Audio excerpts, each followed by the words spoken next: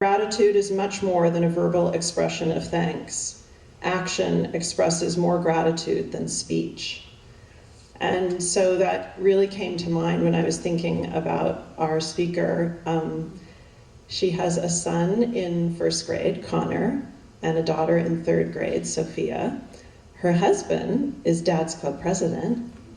And so I wanted to, I'm just thrilled and grateful to be able to introduce my friend and fellow parent, Allyson Phelan-Eagan.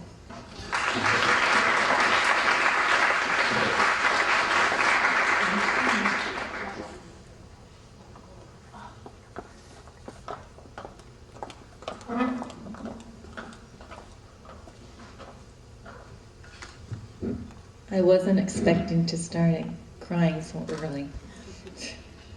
Those were really, really wonderful stories, and I know everyone here is thinking to themselves about something that they're grateful for, and it's always nice to share that because we're all in this together. I'd like to start out with one of my my favorite websites. It's called webmd.com. I don't know if you've ever gone there, but I like to go there and self-diagnose. And in the summer of 2011, I was having fun with my kids and doing all the things that you do during vacation time. And I had some symptoms, so I went to my .com, and WebMD said, based on my symptoms, that I was fine. So I thought to myself, okay, I have a little bit of IBS, but that's not a big deal. Go on. I take care of it later. September came, and it was a very special beginning because Sophia started here, and Connor was left back at his other preschool, Beverly Hills Presbyterian, and he wasn't here with his sister anymore, so that was a big change for us. And I had to get them settled and organized, which I did. And then I said, okay, I'll go to the doctor. But you know what? I was way too busy to go to the doctor. Way too busy. I had our gala event at our preschool. I had Sophia's birthday, Brian's birthday, Thanksgiving, Christmas, New Year's. It was a crazy time for all of us. All of us mothers during this time are like running ragged, right? Those 4 months, crazy. So I said, you know, I'll go in and I'll see my gastro, but there's not much I can do about it right now. So I went to see her, and she said, you know, let's book an appointment right away. And I said, okay. I booked it, and then I canceled it because Connor was going to be Rudolph, and I could not miss that, and Sophia was going to be the duck in her first sugar plum, and I couldn't miss that. So that takes me to February 9th, when I checked into Cedars for a routine colonoscopy. 2 days later, I was sitting with my friends having breakfast, and my best friend in Vancouver and I had just booked tickets to see Madonna, and Madonna is my all-time favorite performer. And so I was in a very good mood, and I was trekking poses in my head and thinking about how wonderful this event was going to be, and that all changed within one moment, because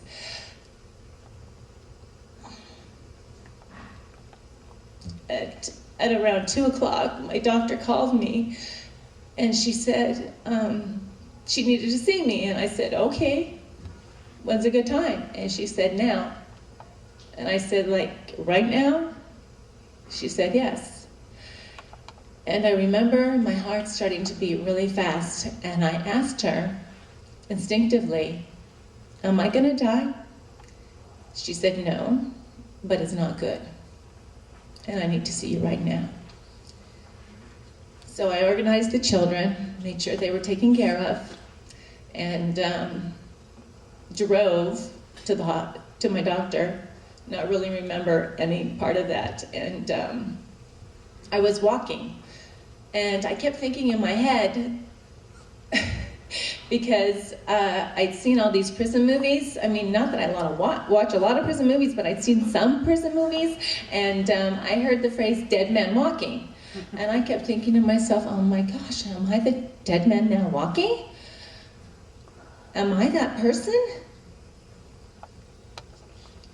I had no idea.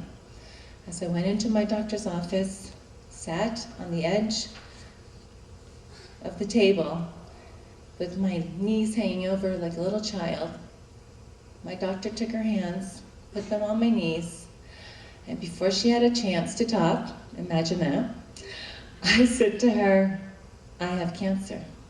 And she said, I'm afraid so. So,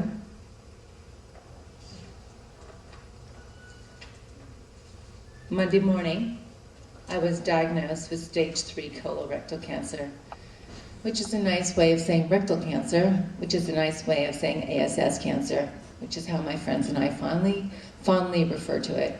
Of course, we don't spell it out, but I don't want to end up in Dr. Staley's office. I don't want to get on red this morning. So we had a lot of fun calling it ASS cancer, and it kind of took the edge off, and we still call it that. And I remember thinking, really? I said to God, you gave me rectal cancer? What about breast cancer, the pink cancer, the glamorous cancer, the one where they do all the walks and parties and fun? Nobody has rectal cancer. Who has rectal cancer? I was not pleased with him at that moment. Definitely not pleased with him. 2 months later, I immediately started radiation, and I had 2 months of radiation, 8 months of chemo, 3 surgeries, 4 hospital stays, and several outpatient procedures. And I'm thrilled to say that I'm very, very, very grateful to be here with all of you today. I did it. I kicked cancer. And I am an amazing woman.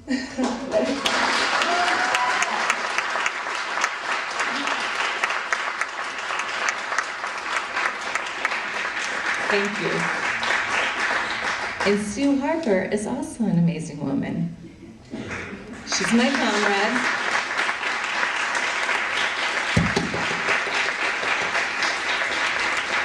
She's my comrade in this, and we're both making it. Now, I'm quite sure, because I was exactly the same, that you think you're all very grateful. And I'm sure you are. You are definitely grateful about some things, but I want to share with you some of the things that I never realized that I was grateful for. And I'd like to start with the bathtub. Now, the bathtub, everybody has a bathtub. But for me, the bathtub was my sanctuary. It was my go-to place. It was where I could relax and release some of the pain.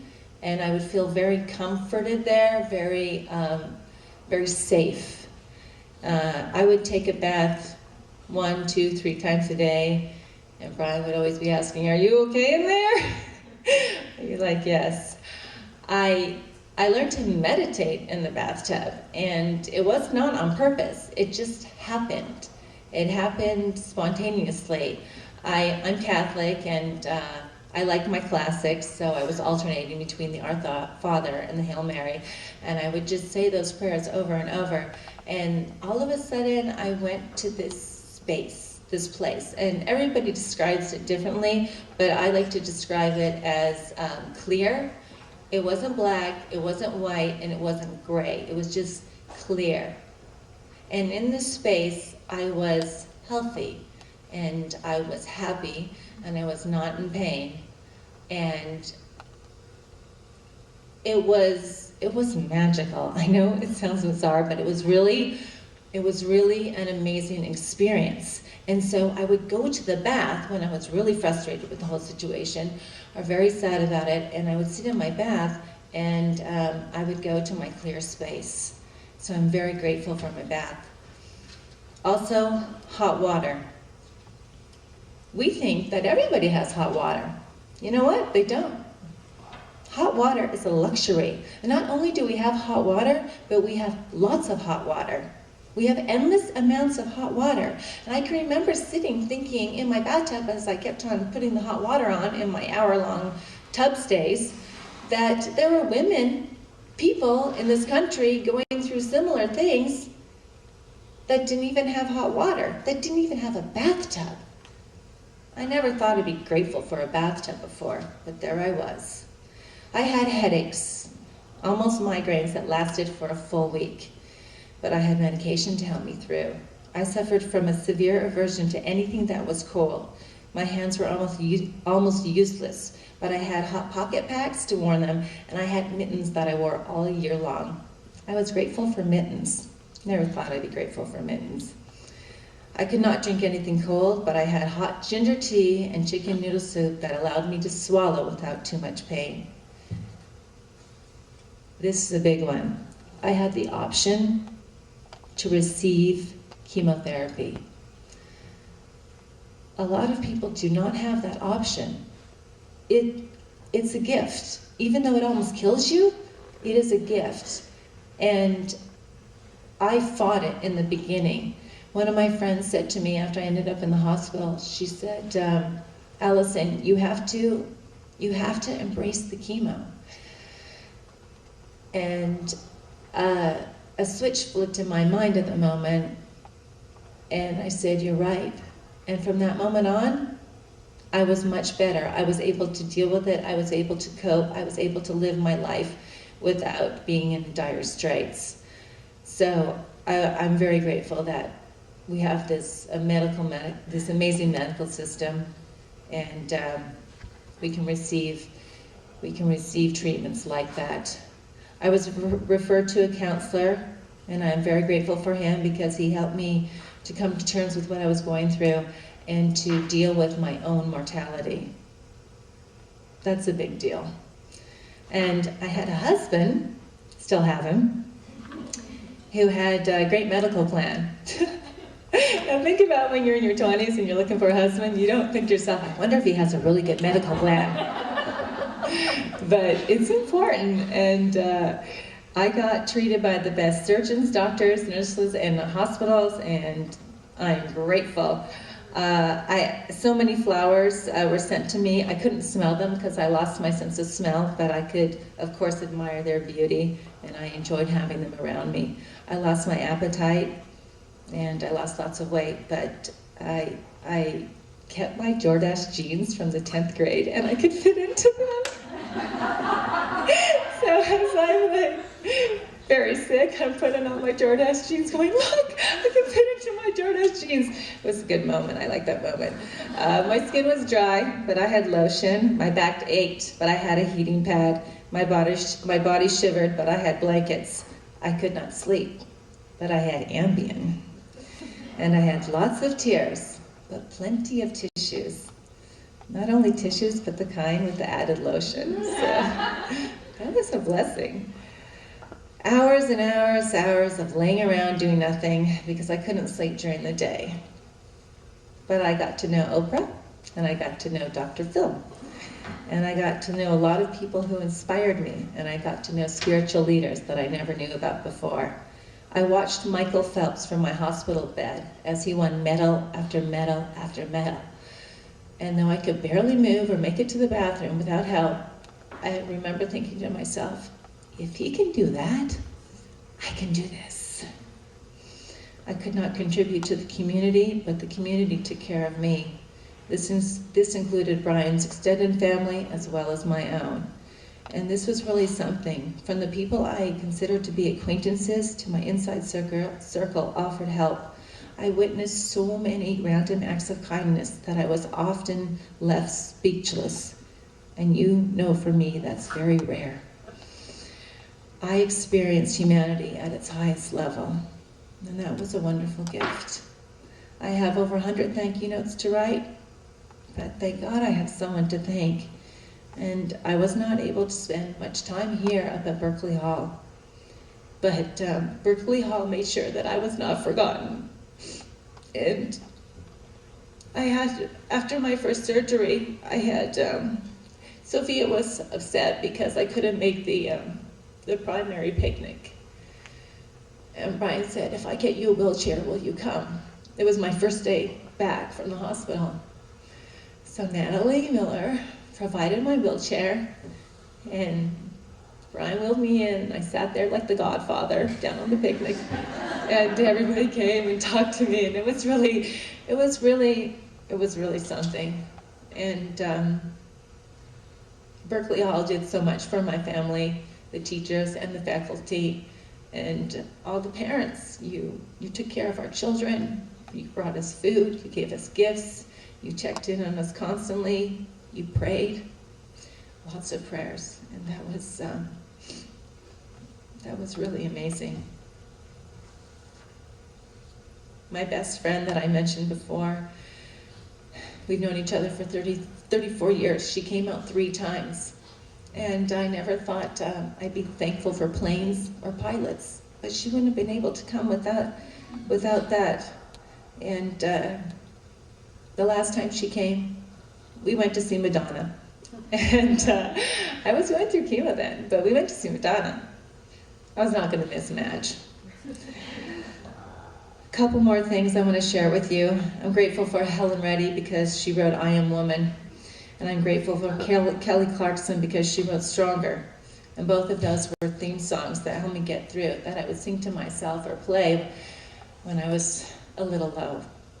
My mom was not able to be here with me, and that was extremely difficult. But we had phones, and she mothered me through sound waves, just as she did when I was in her womb. Through so many miles, she wrapped her tender arms around me and comforted me with a love that only a devoted mother could give.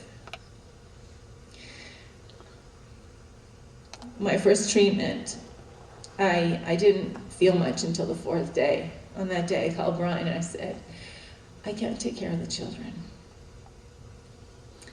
And so he came home and he picked up from where I was. And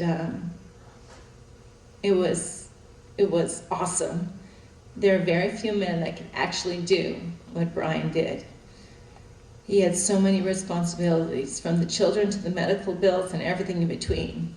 He is a rock star as a father and a dad, and I developed a newfound respect in watching as he juggled all of those hats. To top it all off, he never missed one doctor's appointment, not one. And he never complained. Can you imagine that? Your husband never complaining? He was a mission man, and he got the job done. Talk about grace under pressure. I couldn't always make it to church on Sunday, but God is everywhere, and we became very close. I never asked him for help before, and I started asking him for help, and he answered. When you're in need, ask for help. He'll answer. And here is the perfect example. Last night, I was laying out my makeup because I only had like 15 minutes to get ready because I could focus on the children. And I ran out of mascara. I forgot to write it on the list. And I said to Brian, what am I going to do? I don't have any mascara. And he said that he would go get it for me. And so I put the kids down. I came back and he still hadn't gotten for me. And I'm like, Brian, I can't go in front of the Mother's Club without mascara. And he's like, okay. And I said, well, just a minute. And I went and I was laying there and I said to God, can you please help me out with my mascara problem? And I swear, it's so bizarre. This is so bizarre. I went and I looked under the children's bathroom sink. And guess what? Look! I found a brand new unopened package of mascara, and it's Black Radiance bodybuilding mascara. So it wasn't just regular mascara. And I was like, this happens over and over. And as I walked past Brian, I said to myself, wow, he is such an amazing guy.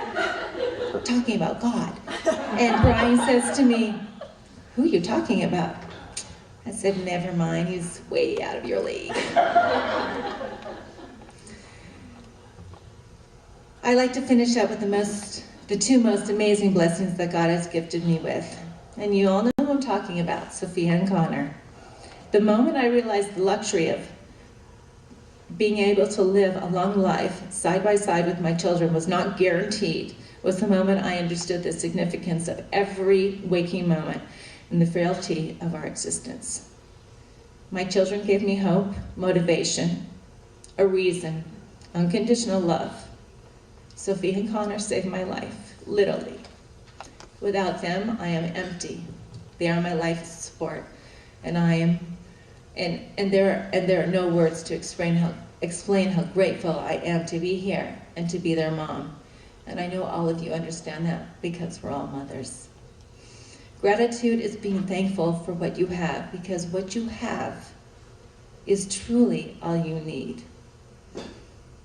And when you start hearing that little voice in your head that starts talking, because I hear it too, even now I hear, after everything I've been through, and you start thinking about all the things you want and all the things you need or all the things you should have, take a breath and remind yourself. Say please and thank you often. Apologize, forgive, love with all your heart. Celebrate, be kind, smile, laugh, count your blessings, and check your gratitude gauge. And whether it is deep within or on the out, silent or loud, private or public, celebrate your inner glitter. Glitter for goodness, glitter for God, and glitter for gratitude. That's what I do. Thank you all so much. And Wendy, I just want to tell you how happy I am to pay it forward. You think I'm helping you, but you're helping me. It's a gift for me to be able to pay it forward. And we all do that. It's the best feeling in the world.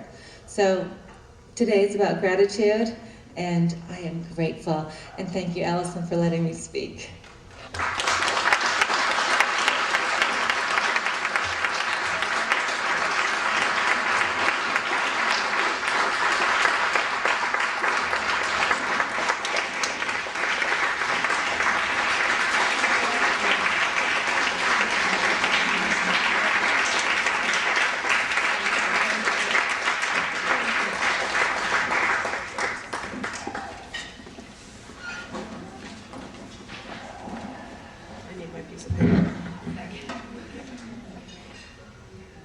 Did anyone think of something that they wanted to share before we close our meeting?